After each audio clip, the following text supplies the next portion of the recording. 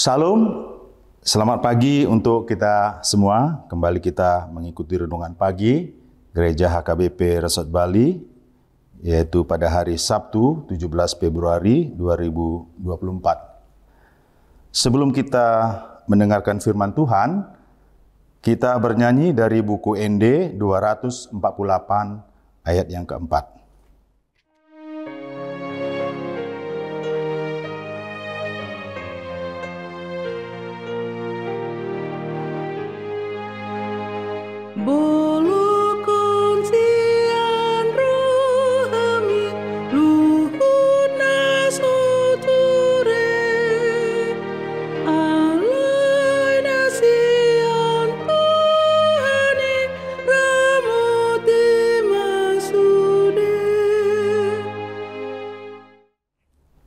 Kita bersatu dalam doa.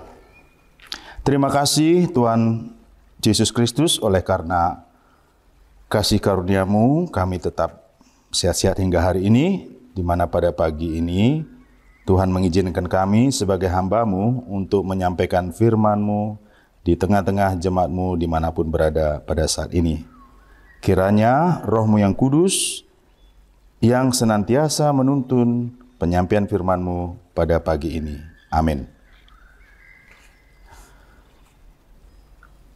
Saudara, dalam kasih Kristus, firman Tuhan yang menyapa kita pada renungan singkat pagi ini diambil dari kitab Yesaya 29 ayat yang ke-14 dengan topik hal ajaib yang Tuhan lakukan. Begini bunyi firman Tuhan. Maka sebab itu sesungguhnya aku akan melakukan pula hal-hal yang ajaib kepada bangsa ini. Keajaiban yang menakjubkan, hikmat orang-orangnya yang berhikmat akan hilang, dan kearifan orang-orangnya yang arif akan bersembunyi. Demikian firman Tuhan. Saudara, dalam kasih Kristus, untuk memahami maksud dari firman Tuhan yang tertulis dalam kitab Yesaya pasal 29 ayat 14 ini, sudah tentu kita harus membaca secara keseluruhan ayat yang tertulis dari kitab Yesaya pasal 29, yaitu dari ayat 1 hingga yang ke-16.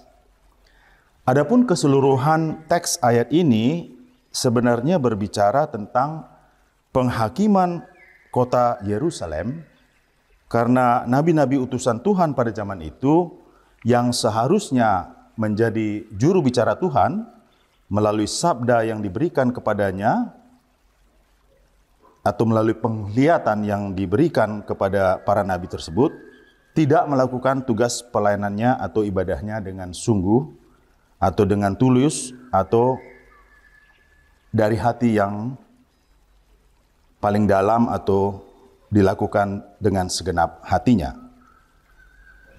Namun sebaliknya, ibadah mereka pada zaman tersebut hanyalah sebagai ibadah rutinitas, hanya hafalan di mulut, bukan dari hati yang tulus. Mereka melakukan ritual yang kering, yang tidak menyentuh hati, menyentuh pikiran, menyentuh segenap kehidupannya untuk menjadi pengabdi-pengabdi kepada Tuhan.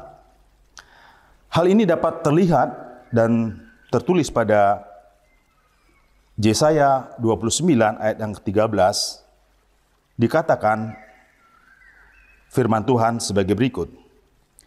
Dan Tuhan telah berfirman, oleh karena bangsa ini datang mendekat dengan mulutnya dan memuliakan aku dengan bibirnya, padahal hatinya menjauh daripadaku, dan ibadahnya kepadaku hanyalah perintah manusia yang dihafalkan. Dari ayat ini dapat kita pahami bahwa mereka atau orang-orang pada zaman tersebut, mereka masih dekat dengan Tuhan. Dengan tetap melakukan kegiatan ibadah, tetap melakukan upacara-upacara keagamaan dengan memberikan korban persembahan. memuliakan Tuhan dengan bibirnya, dengan nyanyian-nyanyian, tetapi hatinya sudah jauh berpaling daripada Tuhan. Akan tetapi, kenapa Tuhan menutup mukanya, tidak berbicara kepada umatnya, tidak mengirim nabi ataupun pelihat kepada bangsa Israel tersebut? Jadi apa yang salah dari bangsa tersebut? Rupanya di sini yang menjadi kunci atau poinnya adalah bangsa Israel tersebut memuliakan Tuhan dengan bibirnya. Namun sebenarnya hati mereka menjauh dari Tuhan. Sebab ternyata mereka masih menyembah ilah-ilah lain dalam kehidupan mereka pada saat itu. Nah, hal yang sama juga bisa terjadi pada kehidupan kekristenan kita pada zaman sekarang atau pada saat ini. Tidak menjadi suatu jaminan ketika kita sudah ber-KTP-kan seorang Kristen ataupun beribadah ke gereja setiap minggu, namun ibadah yang kita lakukan tersebut hanya sebatas sebuah rutinitas atau formalitas belaka. Dan jangan-jangan kalau kita tidak beribadah nanti kena hukuman Tuhan dan seterusnya. Jadi ketika semua yang kita lakukan tidak berasal dari kesungguhan hati untuk beribadah, maka semuanya akan menjadi sia-sia. Oleh sebab itu, pesan firman Tuhan pada renungan pagi ini sesungguhnya adalah kita sebagai orang yang percaya kepada Tuhan, hendaknya kita lakukan ibadah kita kepada Tuhan dengan segenap hati kita, sehingga ibadah kita menjadi berkenan di hadapan Tuhan. Amin. Kita berdoa. Terima kasih Tuhan Yesus Kristus, hari ini Engkau telah memberi kesempatan hamba-Mu untuk menyampaikan firman di tengah-tengah jemaat-Mu. Kiranya firman yang telah kami sampaikan boleh menguatkan iman percaya kami bahwa Engkau adalah senantiasa penolong kami yang selalu mengasihi kami di setiap perjalanan hidup kami hari demi hari. Di dalam tangan kasih-Mu Tuhan Yesus Kristus kami berdoa dan ucap syukur. Amin.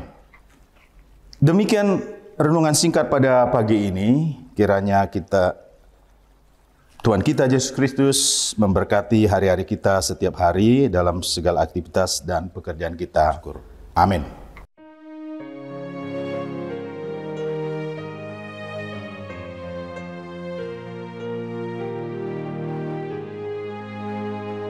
Jauh